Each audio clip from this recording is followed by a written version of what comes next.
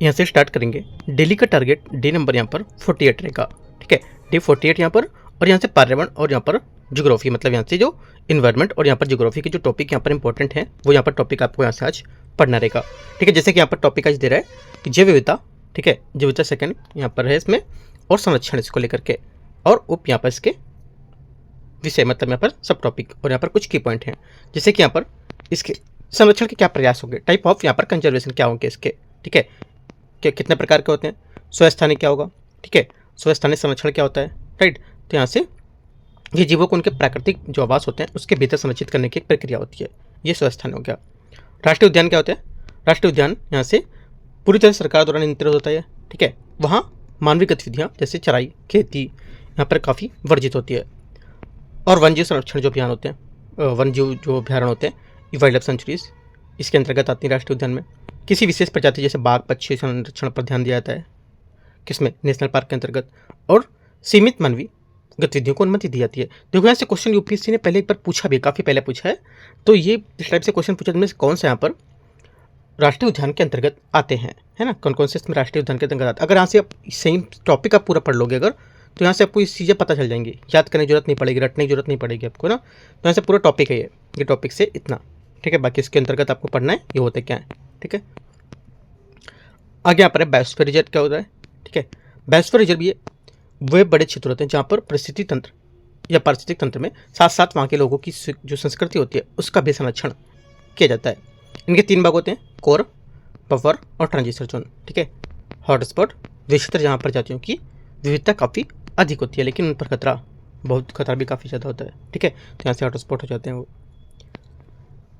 बाह्यस्थानीय संरक्षण क्या होता है, एक सेतु जो कंजर्वेशन है वो जब संकटग्रस्त प्रजातियों को उनके प्राकृतिक आवास से निकालकर कृत्रिम मानव निर्मित आवास में रखते हैं, एक तरह से उनको बाह्यस्थानीय मानते हैं, राइट।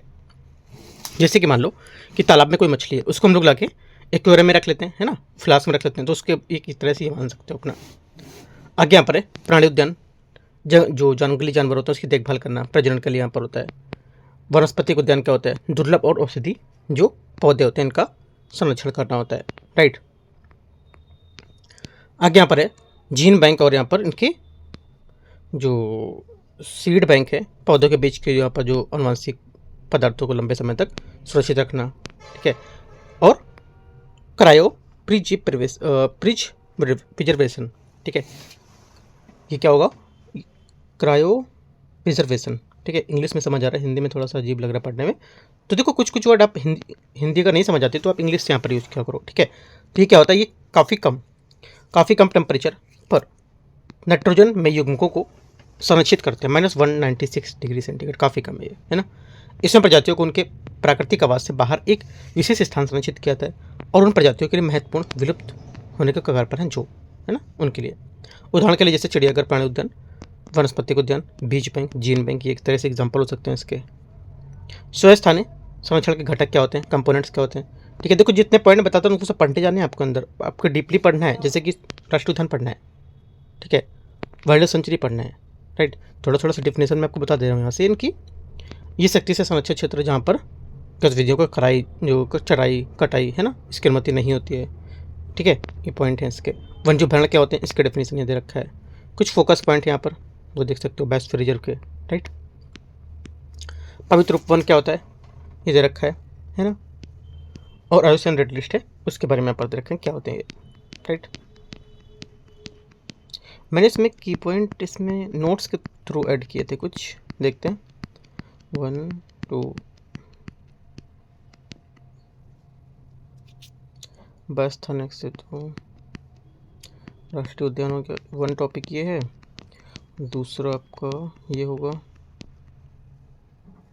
पवित्र उपवन। अच्छा मैंने की पॉइंट छोटे छोटे से इसी में ऐड कर दिए हैं, ठीक है। इनको यहाँ पर आपको रीड करना है ना, नोट्स के थ्रू पे यहाँ पर हमको रीड करने आपको, ठीक है। क्या इनके महत्व होते हैं, कैसे रखते हैं इनके, और यहाँ पर जो श्रेणियाँ इनकी होती हैं क्या क्या होती हैं, राइट। मुख्य श्रेणियाँ कौन कौन सी हैं इनके, जो मुख्य श्रेणी मतलब कहने का जो एग्जाम में ज़्यादातर पूछता है, यहाँ पर ये चीज़ पूछ रहा है इनमें, है ना। और बाकी टोटल श्रेणी आपकी यह होती है। आगे यहाँ पर है और इसमें जैसे कि संरक्षण का क्या महत्व होता है, महत्व आप देखोगे यहाँ से, ठीक है। प्राकृतिक आपदा जैसे बाढ़, कटाव, ये सब यहाँ पर इसके प्राकृतिक महत्व हैं। ज्योग्राफी में आपको पढ़ना है पर्वत का निर्माण, ठीक है, आज एनवायरनमेंट का टॉपिक काफ़ी अच्छा है, जितने भी आप पर इस पे सीरीज पर जाती है न्यूज़ में रही है ना, वो सब आपको यहाँ से पढ़ना है। विजन की मैगजीन आती है ना, PT365, वो भी मैगजीन निकालते हैं कि जो प्रजातियाँ न्यूज़ में रही हैं वो आपको जरूर पढ़ना है। ये रिलेट करके जो आप मैंने बताया वो रिलेट करके आपको PT365 की मैगजीन वो पढ़नी है, ठीक है। नहीं होगी तो बताओ, मैं PDF आपको टेलीग्राम पर शेयर कर दूँगा, ठीक है। तो यहाँ से ये आपको रीड करना है। ज्योग्राफी में पर्वत निर्माण कैसे होता है, पर्वत निर्माण के क्या सिद्धांत होते हैं, ठीक है, ये रीड करो। और पर्वतों के क्या प्रकार होंगे, इनकी डेफिनेशन है, राइट। और वलित पर्वत, ब्लॉक जो वनस्पत पर्वत हैं, ज्वालामुखी पर्वत हैं, ठीक है, अपशिष्ट पर्वत क्या होते हैं, राइट। यहाँ पे देखो इस सब की चीज़ मैंने नोट्स बना दिए एक तरह से, ठीक है। आपको अलग से रीड करने की जरूरत शायद नहीं पड़ेगी। तो यहाँ से जो नोट्स मैंने बनाए यहाँ से यहाँ तक क्या होते हैं, प्लेट विवर्तन की, वलन क्या होता है, फंक्शन क्या होता है, ठीक है। और पहाड़ों के जो प्रकार हैं वो कौन कौन से वलित पर्वत के प्रकार होते हैं, ब्लॉक पर्वत, ज्वालामुखी पर्वत, अपशिष्ट पर्वत। तो यहाँ से इनको रीड करोगे, ठीक है, ये पॉइंट को। और अब देखो मैंने थोड़े थोड़े पॉइंट्स यहाँ पर ऐड कर दिए, थोड़ा सा नोट्स बना दिए, तो इनको आप थोड़ा डीप में करोगे। जैसे वलित पर्वत क्या होता है, आपको रीड थोड़ा सा डीप में जाके पढ़ना है। इसके एग्जाम्पल यहाँ पे दे रखे हैं। ब्लॉक पर्वत क्या होता है, आपसे बोलेगा इनमें से कौन सा वलित पर्वत का एग्जाम्पल नहीं है, ये वलित पर्वत का एग्जाम्पल में से कौन सा नहीं है, ये वलित पर्वत की विशेषता में से कौन सी नहीं बताता है। अगर विशेषता पूछेगा तो आपको डेफिनेशन इसकी पढ़नी पड़ेगी, पता होना चाहिए, तो आप ये क्वेश्चन कर पाओगे। अगर वलित पर्वत इनमें से कौन सा नहीं पूछा तो यहाँ से आप कर पाओगे। स्टेट पीसीएस में क्वेश्चन पूछेगा, स्टेट पीसीएस के लिए यहाँ पर 1 नंबर आपको पक्का हो जाएगा, है ना। यहाँ से ब्लॉक पर्वत क्या होता है, कौन सा एग्जाम्पल है, कौन सा नहीं, तो यहाँ से आप इसको डीप में जाके थोड़ा पढ़ो तो आपका यूपीएससी और पीसीएस दोनों के लिए काम हो जाएगा इसमें, है ना।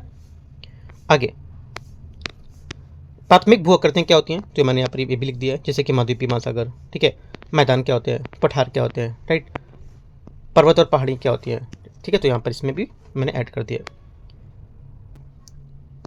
ये मैंने साइड में लाइन बना रखी है ना, ये एक तरह से नोट टाइप में है ना, उनको मैंने ऐड कर रखा है। ऊपर के टॉपिक को यहाँ पर थोड़ा थोड़ा की पॉइंट में बता रखा है, इसलिए मैंने इनको अंडरलाइन कर दिया है ना, मतलब इसको घेरा कर दिया मैंने चारों तरफ से। तो यहाँ से देखो ये पॉइंट आप यहाँ से पढ़ने इनके, ठीक है।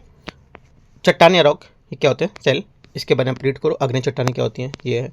औषधि का यंत्रित सेल, देखो इतने में ही आपको सीमित नहीं रहना, जितने मैंने आपको की पॉइंट बताया, आपको जाके और डीप में पढ़ना है। मैं छोटे छोटे से की पॉइंट यहाँ पर ऐड किया है, ठीक है, जो एक तरह से माइंड में कल सेट हो जाए। जैसे कि मान लो सेल चक्र है, ये एक प्रक्रिया जिसमें चट्टान समय समय पर एक दूसरे के साथ बदल जाती है।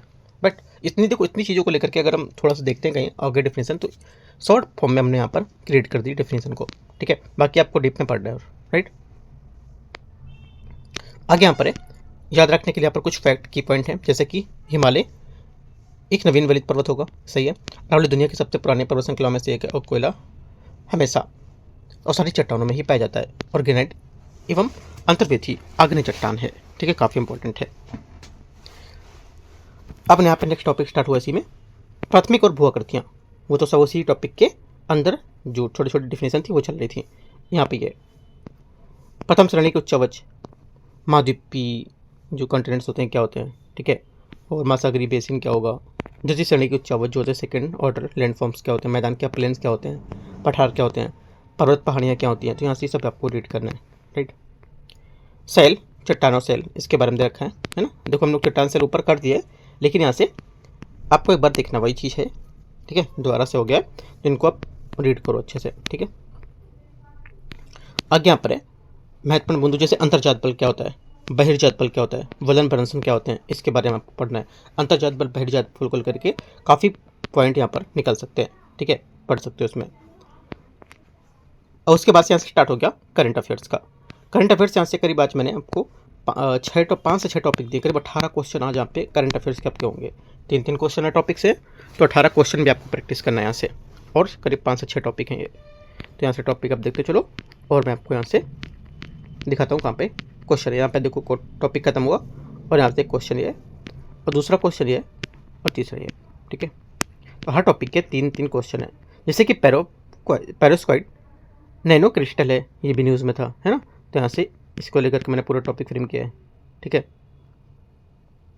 इसका रासायनिक सूत्र एक बार देख लोगे, थोड़ा सा मिस्टेक मुझे लग रहा है ना, एक बार रासायनिक सूत्र इसका देख लेना। जैसे पूछिएगा नहीं, एक बार देख लेना अपने साइड से, ये जितने भी रासायनिक सूत्र आ रहे हैं ना, ये बार एक बार देख लोगे, आप अलग से लिख लोगे देख के, क्या इसके अनुप्रयोग हैं, ठीक है, ये अनुप्रयोग के उनके से होंगे इसके, ठीक है, वही दिख रखा है। और अगला यहाँ पर आएगा आपको लाइकेन काफ़ी न्यूज़ में था इस बार, ठीक है। लाइकेन आप यहाँ से रीड करो पूरे को, ठीक है। और यहाँ से MCQs को सॉल्व करना है। आगे टॉपिक है इसका प्रधानमंत्री जनजाति उन्नत ग्राम अभियान, इसके बारे में आपको रीड करना है। ठीक है, ये भी काफ़ी न्यूज़ में था। PIB का सब जितनी भी न्यूज़ सब PIB की है। ठीक है, ये आपको यहाँ से कवर करनी है। आगे यहाँ पर और अगला टॉपिक है श्रीलंका में जो अशोक स्तंभ की प्रतिकृति का अनावरण किया गया था उसके संबंध में न्यूज़ थी है, तो आपको यहाँ से ये भी कवर करना है। राइट, आगे आएगा पालना योजना क्या है, इसके बारे में महिला बाल विकास मंत्रालय द्वारा पर मिशन शक्ति के समर्थ को लेकर के स्टार्ट की गई थी, ये रीड करना है। और उसके बाद आपका टॉपिक खत्म है। ठीक है, तो इतने टॉपिक आपको कवर करने और यहाँ से MCQs भी पूरे सॉल्व करने हैं। ठीक है, ज़्यादा लोग को आप शेयर किया करो जिससे ज़्यादा से ज़्यादा लोग ऐड हो सकें इसमें। ठीक है, अभी क्योंकि लास्ट टाइम पे काफ़ी लोग ऐड होते हैं, अभी कल ही 4 से 5 लोग यहाँ पर ऐड हुए कि सर अभी मुझे यहाँ पर टारगेट मिला है, काफ़ी छूट गया उनका, तो आप शेयर कर सकते हो जो अगर आप जानते हो पढ़ रहे लोग है ना उनको। तो यहाँ सेंड करते हैं, कोई डाउट रहेगा अपनी नीचे कमेंट में पूछोगे। ठीक है, और PDF टेलीग्राम से मैं अपलोड कर दे रहा हूँ, टेलीग्राम से आप डाउनलोड कर पाओगे इसको।